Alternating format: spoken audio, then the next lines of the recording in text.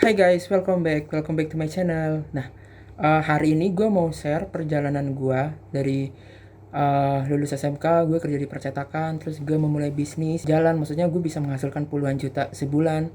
Terus bangkrut, gak bangkrut sih, maksudnya off gitu loh gara-gara corona ini, kayak bisnis gue itu benar-benar mati. Dan akhirnya gue terpaksa jadi bikin brand baju dan akhirnya punya YouTube channel. Nah, sebenarnya gue mau bilang kalau video ini tuh nggak ada maksud apa-apa ya, maksudnya ntar dikira lu sok baru segitu aja gitu, jangan ya. Jadi maksudnya gue pengen share aja gitu, semoga video ini bermanfaat aja buat kalian semua dan kalian bisa termotivasi mungkin dengan cerita dari bisnis gue ini. Jadi 2014 kalau nggak salah itu gue kan lulus SMK, gue itu langsung kerja di percetakan yang ada di Jakarta, ya di percetakan kecil gitu. Nah, gue kerja di percetakan tuh selama 4 tahun. Gue waktu kerja nyambi kuliah, jadi gue kerja dulu 1 semester, terus akhirnya gue kuliah di Jakarta di Universitas Swasta Mercu Buana. Gue ambil kelas karyawan, itu kelasnya malam dan Sabtu Minggu, dan itu bener-bener gue biayain sendiri. Jadi pokoknya gue selama di Jakarta itu gue semuanya biaya sendiri, maksudnya gue nggak minta dari orang tua gitu. Dan biaya kuliahnya itu juga menurut gue lumayan mahal, jadi kayak karena swasta kan dan kelas karyawan, jadi itu lumayan mahal. Tapi gue juga nyari-nyari freelance karena kerja di percetakan tuh gajinya juga nggak gede. Gue juga nyari-nyari freelance kayak gue ngedesain, gue bikin interior design, jadi gue bisa bikin 3D 3D gitu loh, 3D 3D booth atau 3D rumah buat buat perumahan-perumahan. Terus gue juga ikut-ikut lomba dan alhamdulillah itu juga sering menang, kayak lomba ngedesain poster atau apa itu lumayan, kayak 3 juta 1 juta. Nah itu lumayan. Nah dari situ bisa buat menghidupin kehidupan gue di Jakarta yang pada saat itu kerja di percetakan dan kuliah. Singkat cerita, di akhir semester gue punya sahabat namanya Rianti dan kawan-kawan, itu gue iseng-iseng buka usahanya itu party planner. Sebenarnya gue iseng banget, gak ada ilmu bisnis sama sekali, gak ada modal sama sekali ya, karena gue gak punya duit gitu kan. Nah akhirnya kita memulai bisnis ini tuh dari 0 rupiah. Nah kenapa bisa 0 rupiah? Awalnya itu temen gue kan ulang tahun si Rianti, terus gue dekorin kayak gini nih. Gue dekorin karena kan gue suka ngedekor kan, gue suka menata-menata gitu. Ternyata waktu di post di Instagram banyak yang suka, banyak yang mau. Temenku, si temennya Rianti ini, kayak teman-temannya itu pada suka. Mau dong gue ulang tahun didekorin kayak gitu. Mau dong gue ulang tahun dibikinin kayak gitu. Nah akhirnya dari situ gue postingan itu tadi dan orang-orang mau. Ternyata ada yang mau dan dia DP. Nah dari uang DP itulah kita jadikan modal. Jadi kenapa gue itu usaha bener-bener dari 0 rupiah, kayak nggak patungan, nggak pinjam uang, pokoknya bener-bener nol. Pekerjaan pertama kita manfaatin dari uang DP itu tadi, kayak dia itu acaranya singkat waktu itu akikah kalau nggak salah. Nah itu aku budgetin 300 ribu, dia itu DP 150 ribu. Nah uang 150 ribu itu aku bikin buat beli bunga, buat ngeprint, buat beli kain, ya pokoknya buat itu itulah. Dan itu tuh masih untung, kalau nggak salah itu aku hitung masih untung 75 ribu apa 100 ribu. Itu tuh udah seneng banget zaman dulu, kayak udah banyak, wah lumayan ya ternyata gini doang dapat 100 ribu gitu kan pada zaman dulu. Nah ternyata setelah orderan yang pertama tadi itu banyak yang minta lagi, kayak mulai berkembang kayak dinner romantis, kayak couple-couple gitu berdua, terus bridal shower. Karena pada saat itu tuh dekor-dekor tuh lagi rame-ramenya di Jakarta, party planner juga belum begitu banyak, kayak orang-orang lagi suka bridal shower. Nah gitu tuh lagi rame tuh, jadi itu kayak peluang itu loh buat kita. Akhirnya jalan-jalan, usaha kita mulai rame itu saat si Billy itu ada orderan dekor itu buat artis. Nah artisnya itu Natasha Wilona. Pada saat itu gue nggak tahu Natasha Wilona siapa sih gitu, yang tahu teman gue si Rianti. Terus yang order juga bukan si Natasha Wilonanya tapi si Billynya itu yang order, temennya gitu. Nah setelah dapat orderan si Natasha Wilona itu langsung lonjak tuh Instagram, langsung naik, langsung pokoknya engagementnya di Instagram itu langsung luas gitu. Orang-orang akhirnya kayak pada tahu. Dan prinsip bisnis gue yang pertama itu, gue itu nggak nyari duit, tapi gue kumpulin portofolio sebanyak mungkin. Jadi gue itu berani ngasih harga murah asalkan gue dapat portofolio nih.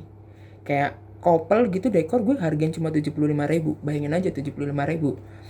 Tapi yang penting gue dapat portofolio gitu. Jadi jadi di Instagram gue itu yang penting dapat banyak postingannya gitu. Karena itu salah satu trik marketing gue biar orang-orang itu lebih percaya kepada kita. Karena kalau orang-orang ngelihat Instagramnya kita ternyata udah banyak yang order, nah mereka itu lebih enak gitu loh, lebih trust gitu loh sama kita. Jadi gitu. Nah, setelah itu pokoknya berjalan selama 1 tahun. Nah, tapi selama 1 tahun itu gue itu sama sekali nggak menikmatin hasil pendapatannya. Jadi kayak selama 1 tahun itu uangnya gue kumpulin. Kalau ada uang masuk gue buat beli properti. Jadi biar kayak upgrade gitu properti kita.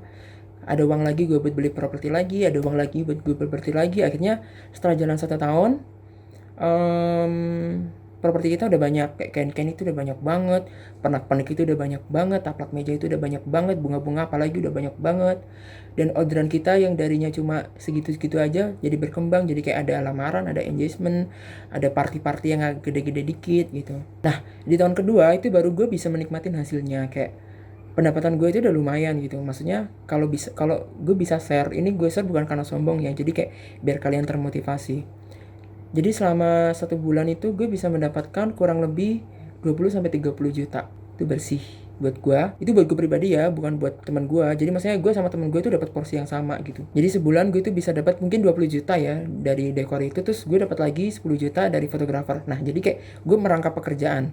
Jadi setelah ngedekor gue itu ngefoto, ngemotret gitu loh, karena kan gue juga punya basic fotografer. Kalian kalau tahu cerita gue ada fotografer itu awal mulanya bisa motret itu sebenarnya parah sih. Maksudnya seru, kalian itu nggak bakal bayangin pertama kali kamera yang gue punya itu gue itu nemu. Nanti gue ceritain di konten lain kalau misalkan ada yang tertarik.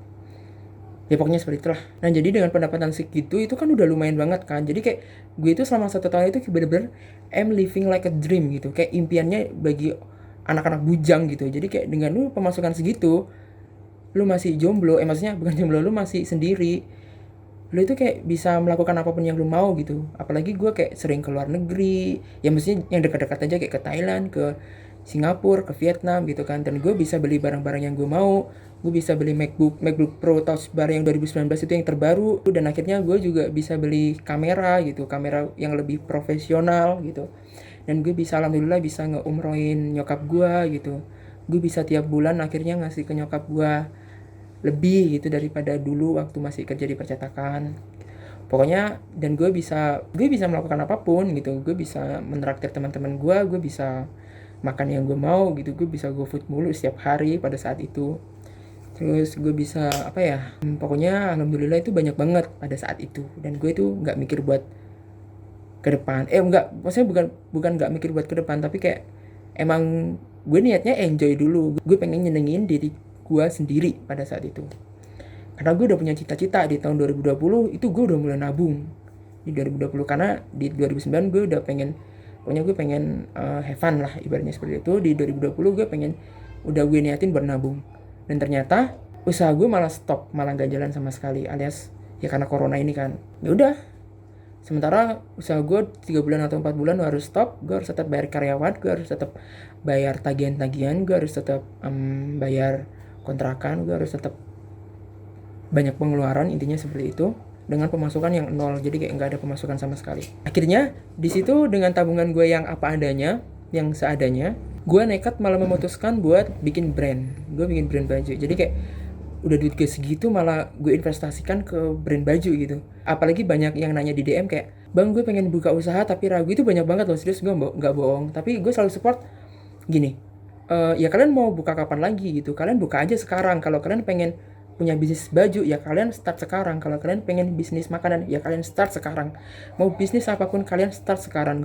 Nggak peduli kondisinya kayak gimana, karena menurut gua kalian bisa nyicil, kalau kata orang, kayak kalian bisa membangun rumah itu, kalian bangun pondasinya dulu nih gitu. Karena kayak kalian misalkan bikin Instagram terus kalian post gitu, kalian bikin aja baju iseng-iseng terus kalian post gitu, nggak ada yang beli nggak apa-apa gitu. Justru itu jadi portofolio kalian gitu kan. Kayak usaha gue yang sebelumnya, gue mengandalkan portofolio dulu kan gitu. Nggak apa-apa kalian post aja, nggak ada yang beli juga nggak apa-apa gitu, tapi kalian udah memulainya gitu. Nanti lama-lama juga pasti orang ada yang mau, karena kalian dalam memulai bisnis itu kan juga butuh proses, nggak bisa langsung gitu. Kayak gue yang sebelumnya juga, gue setahun itu nggak bener-bener kayak naik motor gitu. Gue ke hotel bintang 5, gue bener-bener kehujanan sampai gue jatuh properti karena gue cuma bawa motor. Properti gue tuh kayak jatuh di jalan-jalan kondisi habis hujan, itu tuh pernah gitu. Jadi mumpung kondisi kayak gini ya nggak apa-apa, kalian buka aja gitu, kalian mulai aja gitu usaha kalian. Karena ibaratnya kan kalian membangun pondasi, jangan pernah takut buat gagal, karena sejatinya usaha apapun itu nggak akan nggak akan gagal sih, cuma ya kalau kalian nggak berhasil berarti kalian nggak cocok aja di usaha seperti di usaha itu gitu. Nah sambil gue bikin usaha itu kan gue gabut kan, kayak akhirnya gue bikin YouTube gitu loh, gue iseng-iseng bikin YouTube dan alhamdulillah itu ternyata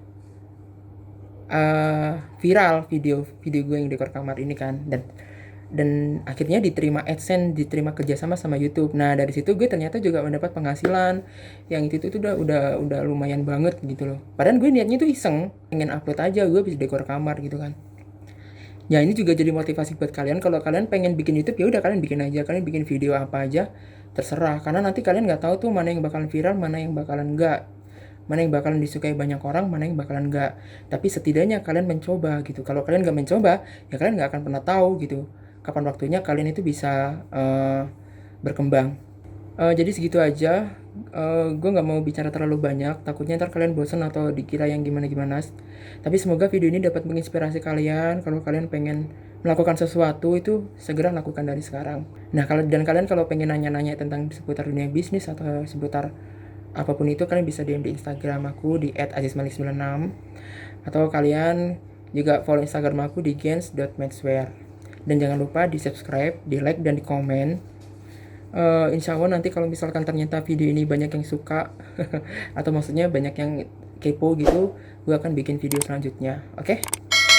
Jadi gitu aja, thank you for watching. Jangan lupa di like dan subscribe. Sampai ketemu di video selanjutnya.